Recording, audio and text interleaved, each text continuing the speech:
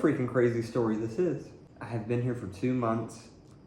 It's been, I don't even think it's like clicked or processed for me. Just, the whole thing. Just traveling through 7 different countries. All of these things, just felt surreal at the time and still feel surreal now. I'm 7,000 kilometers from the only home I've ever known. I sold all of my belongings and threw 2 dogs in the car and left the United States. And I could talk until way past my bedtime about kind of the things that led up to that, but I really don't have much. I just got this couch. Thank you. You know who you are. A friend of mine gave it to me. Got a hold of another guy with a truck to bring it over here. But, I have a couple of dogs. I have some love in my heart. A little bit of hope. A couple of prayers. That's about it.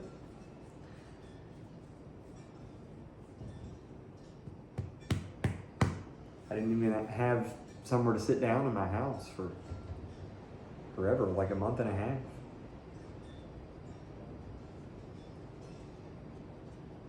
In the United States, I had a business and I worked a full-time job.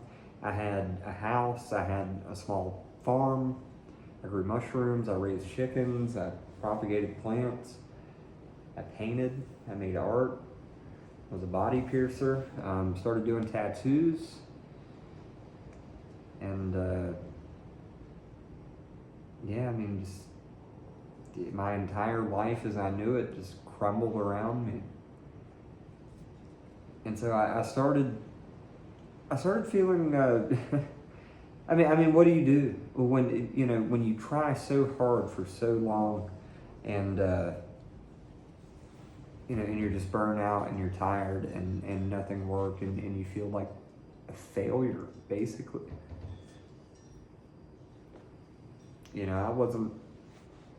I've been through so much in my life, but I wasn't even sure if I wanted to live anymore.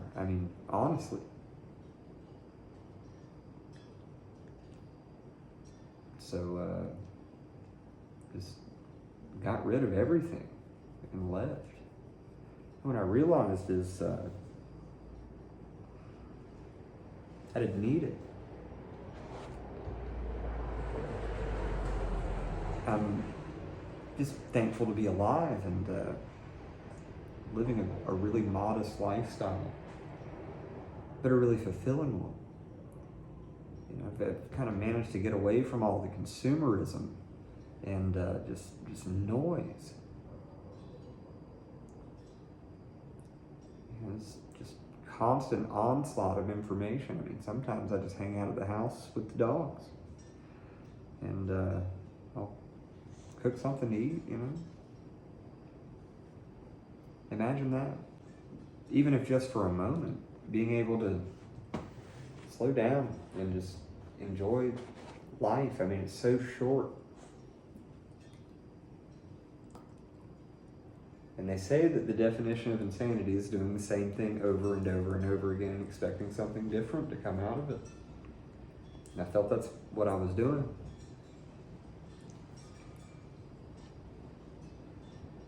And it was driving me insane.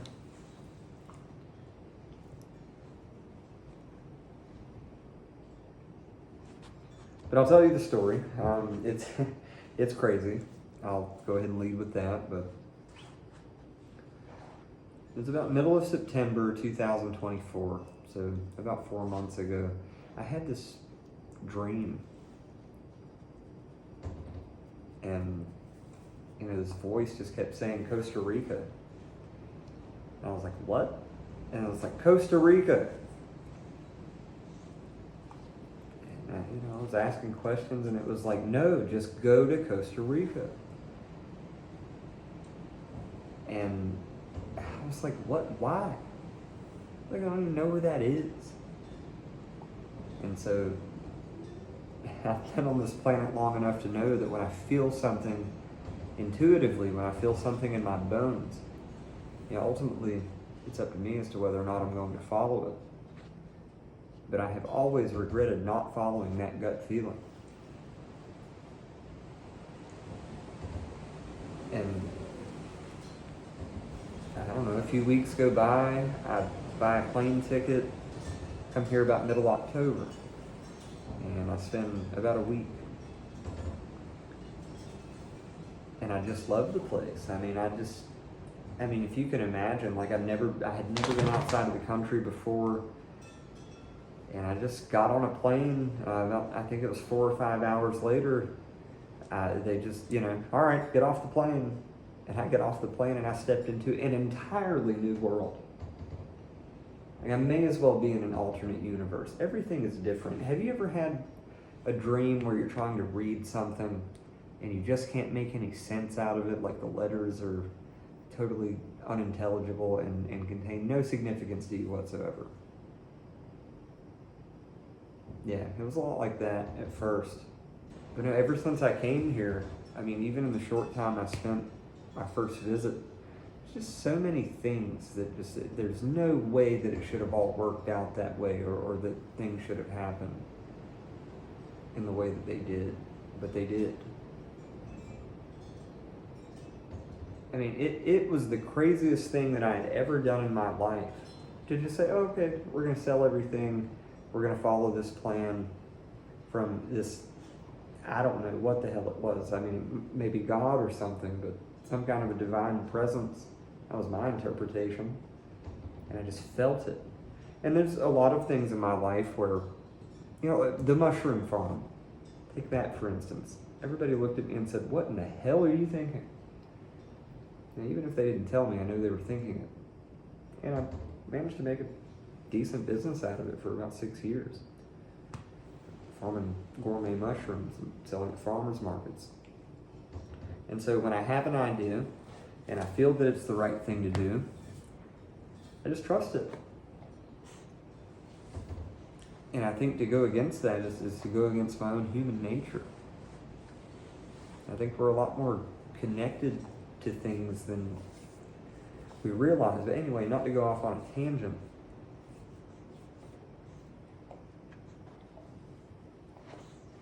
Yeah, it's kind of crazy. I'll admit. But again, it just comes back to, you gotta have a little bit of faith that things are gonna work out. For 2 weeks, I was on the roads, on the highways, through Mexico, Guatemala, Nicaragua, El Salvador, Honduras.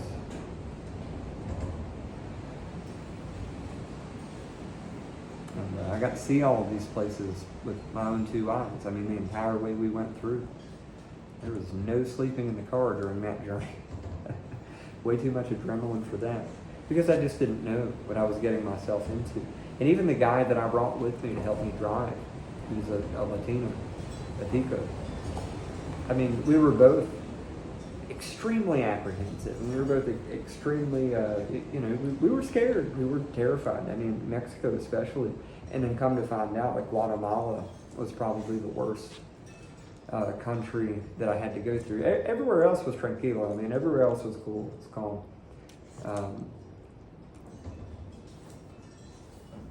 But yeah. That took 2 weeks. So that journey started at the end of November. I ended up getting here sometime in early December. And then, so I've been here for 2 months. Got a little pad. And it's expensive here. It's not a cheap country. This is the most expensive country in Latin America for sure. And here I am. I have almost nothing at this moment.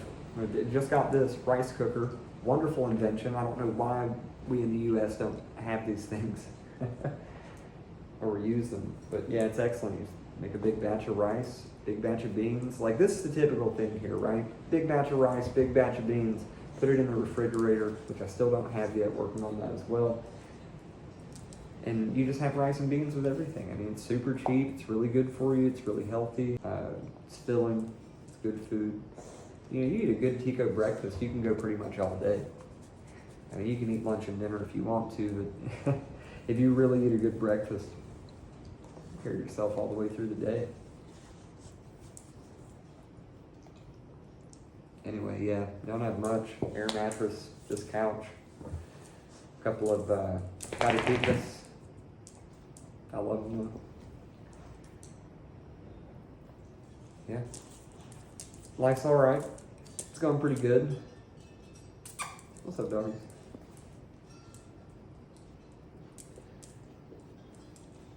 See, I washed a bunch of underwear and socks in a bucket with some soap earlier. They're out hanging on the clothesline at the moment. Still waiting on that washer. I have managed to get by with the kindness of strangers and kindness of my friends, of whom I've made very many. It's a beautiful place. Learning Spanish has been challenging, but I always love a good challenge, and you know, it stretches my imagination, it stretches my brain. You know, kind of pushing the boundaries of, you know, all the things that I've had the privilege to learn about. Painting murals, rainbows almost every day. You see double rainbows a lot. It's really cool. The entire place looks picturesque, and it's a freaking tropical paradise. It's absolutely excellent. What do you want, dog? I guess it's playtime, so enough for now, but I'm still adjusting and everything. But it's been fun. And it's been challenging and difficult. I mean, the whole thing has been challenging and difficult, but again, a little faith. See you through. Everybody on the internet, social media, we always want to put our best foot forward. We always want to be fancy and look perfect and all this other bull. Let me show you something. Now, I need some damn socks. Okay? I can go to the store and go buy some. Wouldn't be any problem. Should have a washing machine later on this week. But I still don't have a washing machine yet in my house. And you know what? I mean, you just got to do what you got to do. I got socks and a bucket with some soap. I'm going to agitate it. I'm going to rinse them off real good. And then I'm going to hang them on the clothesline. And then guess what? Tomorrow I'm going to have some clean socks. And I don't give a if you think I look like a broke poor, but listen, I'm not broke, but I ain't rich. And I'm going to do what I have to do. I have some clean to wear. I'm not ashamed of my game. You know, I'm still lacking a few things for my house, but I'm happy. All right, so I've talked about this before, but do they eat hamburgers here in Costa Rica? Of course they do. It's extremely popular. So is pizza, for that matter. But one key difference between a hamburger here and a hamburger in the United States, here it will always come with a slice of ham. And I don't know why that is. We never ever do that in the United States. I mean, I've shown that to people and they're like, oh man, that's kind of weird. But I'm telling you, it's good. I don't know how that got started. I don't know if they like took the name hamburger and said, oh, it must need a slice of ham. I don't know. But something else, I've never ever seen yellow mustard or any kind of mustard here, ever. Like in the restaurants and stuff, you see your typical like red and yellow, you know, sauce container doohickeys. But I can guarantee you the yellow one is almost always going to have mayonnaise or less commonly like a type of ranch dressing. Yeah, a couple differences. Still haven't seen any yellow mustard, and if you get a hamburger, it will come with a slice of ham. The more you know. If you want to learn Spanish as an English speaker, first things first, it's difficult to, you know, prepare for that. And I use an app on my phone called Duolingo, and that was a lot of help for me. But I tell you what else also helps. Talk to drunk people. Talk to people who speak really fast. And go on a date with a pretty girl who doesn't speak any English. I guarantee you figure the shit out. So I'm hanging out with some people, right? And we're going somewhere. And I asked, where are we going? They said, El portón. I was like, what? That means a gate. It's like the gate. And here we are, literally, in a place where there's just a gate.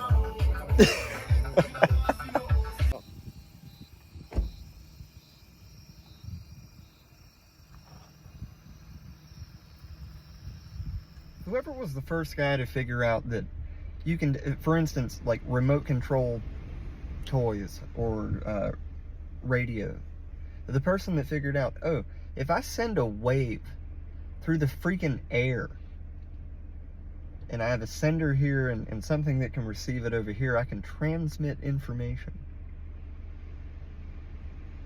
Like that blows my mind. Okay, so what do the Ticos think about gringos? I have no idea. I mean, I don't know, but I haven't had any problem making friends. Nobody has ever looked at me and been like, who's this guy? He's not welcome here, get him out of here. I can only tell you what my experience has been, which is, if I'm introduced, you know, most of the time, I'm with my buddy, we go somewhere new, I'm meeting new people. Hey, this is my friend, he's from the United States, he's a gringo, blah, blah, blah, blah, blah. Do you know what they say? Oh, okay. That's cool, dude. Are you hungry? You want something to eat? You doing okay? You feel all right? Do you like it here? Nobody has ever treated me any different. I'm not treated as though I'm special. I'm not frowned upon most of the time. Every once in a while, you know, people see the tattoos sometimes and they just don't know who I am, or maybe they just don't like tattoos or don't like people who have tattoos. And you'll have that anywhere you go, but I think in general, when I have an opportunity to explain myself, it's usually just like any other ordinary interaction. Nobody has ever made me feel unwelcome here. Ever. Even in the other countries, even on the drive here, nobody ever made me feel unwelcome. The one thing that I've realized is, you know, throughout my travels and throughout my time here, kindness, respect, and just courtesy are the same in every language. It's the same. You know, if you're nice to people and you treat people kindly and with respect, you'll probably get the same thing in return. It's simple. But I know some gringos come here with a bad attitude, or, you know, they don't like the people, or they don't like the city, and, you know, they put off a bad energy, and people don't like that. So I don't think it matters where you're from. I don't assume people here to be racist. But, you know, it comes down to who you are as a person. Ultimately, I can't give an opinion on that. Ask them. I don't know. The crack started forming at a very early age. I mean, I get probably about 5 or 6 years old. I remember thinking, in one way or another, just something is wrong. Something's off about the people I'm surrounded by, about the culture that I found myself in. The whole thing felt just so fake and so superficial, and the book always mattered more than common sense. And books are not always correct. Doing things by the book seemed to matter more than having compassion. You know, a good judge, ought to have the ability to analyze the entire situation and make a good decision, which is beneficial to the community. But they don't. They only, and they must, follow the law. So, you know, that effectively prevents any sort of real human compassion taking place, at least where I'm from. So, I mean, I could see this very young. I could see that the system was flawed, and that what I was just another wheel in the machine. I didn't want to be just another wheel in the machine. I wanted to be a unique machine, which was capable of doing whatever I wanted. In my entire life, I felt so constrained. And I picked things up very quickly, so it was very frustrating for me in school. Because you just had to go through the years. And so as I became an adult, I just started trusting myself. I just started doing what I felt in my heart was right. If I get a bad feeling about something, I'm out of there. But I had been trained, rather like an obedient dog, to follow directions and follow orders and not to think for myself. And it wasn't until I got older that I had to retrain myself how to trust myself, my own intuition. Yeah. ¿Y usted cómo le llama? Matías. ¿Siempre con el mismo nombre? ¿Sí? No, no le decía, no sé. Cuidado, me mata esa máquina. Isn't that crazy? Here I am, a part of nature. And nature has been around for thousands, if not millions of years. And it knows what it's doing. And we're part of a long line of animals. Yes, humans are animals. There is nothing that separates us from the animal kingdom. And all that time, do you ever see an animal worried about tomorrow? Do you ever see an animal say, oh my God, I'm late for work? Do you ever see an animal have to do all of these crazy things that we think are of utmost importance, and we forget entirely that food, water, and shelter is the main goal? Buenas, hijo de puta, perdóname. Vamos a la dentista ahorita. Why have I come here?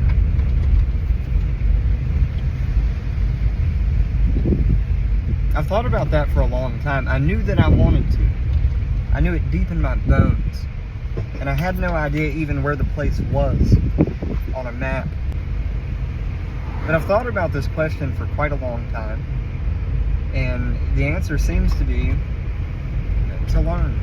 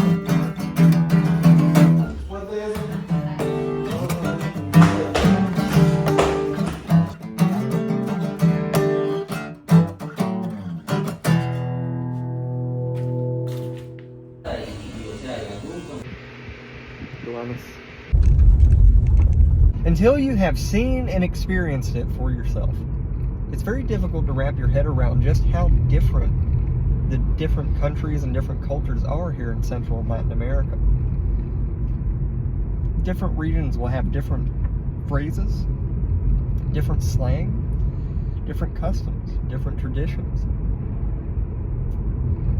So, for example, some language which is pretty exclusive to this locale. Mae. That's M-A-E. So, and it basically just means like man or dude or guy or whatever. But I mean, you can use that term with a woman too, and it's not like gender specific. But este mae, it's like this guy, right? Same thing. And another difference is so aquí y acá. Aquí and acá are like the same thing. It's lo mismo, it's the same. But here, much more common to hear someone say acá versus aquí. I mean, you can use both. It's more common. However, in Mexico, you almost never hear somebody say acá. They almost always say aquí. So, I mean, there's another one.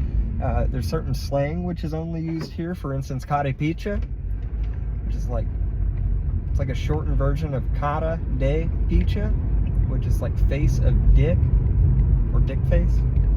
Carepicha. Another one that you hear a lot is hue puta, or hijo de puta. Like hue is like an exclamation word in Spanish, and then the puta. Everybody knows what puta is. That just gives a little color. Hue puta. You drop something or something happens suddenly, and you get a little bit startled. perfect word for that. Playo. So in Mexico, for example, like, and I don't know if any of this stuff is offensive or not. It's just what I've heard, and bear in mind I'm ignorant. But like maricon is like a word they use in Mexico for like somebody who's homosexual. Here they use the word playo. But also, it's not, like, playo is not offensive. Like, you could walk up to a gay person and call him playo, and he would not care at all. There's another word that escapes me at this moment, which is offensive. But playo, no. It's even used as a term of endearment among friends. Wey puta, este mayo, carepicha, muy playo. Like, this is all Tico stuff. And if you come here speaking Mexican slang or slang from another region, everyone will look at you kind of funny and be like, dude, we don't say that around here. This is just one more tip from some guy that has absolutely no idea what he's talking about and just trying to get along in this crazy world. But if you're a grown man, you should own and know how to use a clothes iron. Okay, they look like this. They're not expensive. It takes 5 minutes. You don't want to be Mr. Wrinkly McDaniel walking around out here. You should have a clothes iron and know how to use it.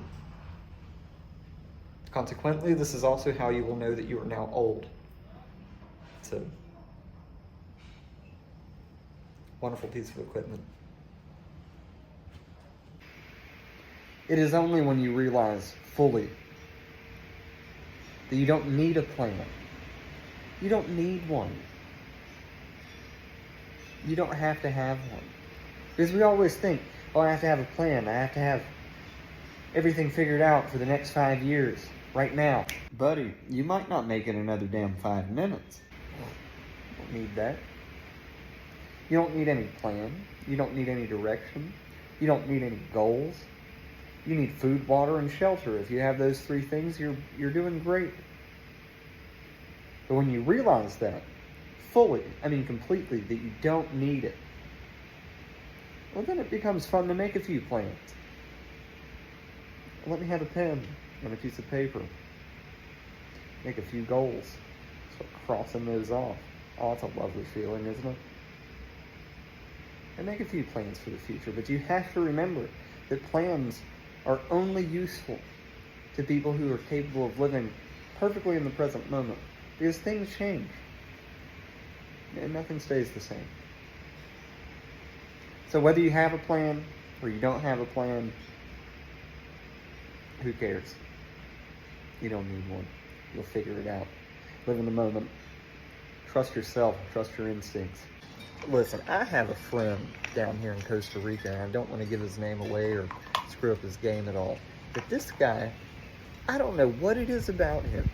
He is by far the best ladies man I've ever seen in my life. And I don't know what it is. He's really funny. But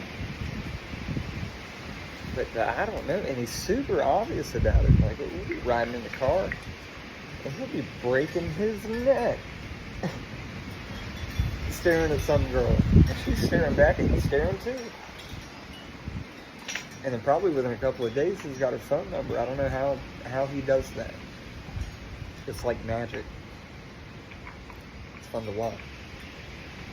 But sometimes I gotta hit him on the shoulder and be like, bro, driving a fucking car, bro. Like, look here.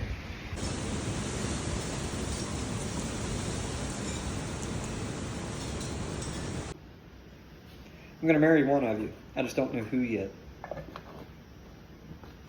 So to my future ex-wife, I'm a little crazy, but not too much.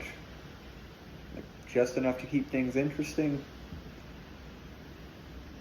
I'm a good cook. I make really good salsa. Okay, so right off the bat, I'm 31 years old and pretty much over relationships. I don't know if I'm ever going to find the right woman for me, and don't care. But the problem that I've had seems to be this. I like to be left alone. Like, I don't need somebody blowing my phone up all day. Where you at? What are you doing? Especially while I'm trying to work. Like, that just doesn't work for me. That disturbs my peace greatly. Do you hear that? Excellent. I'll give all of my money to get it.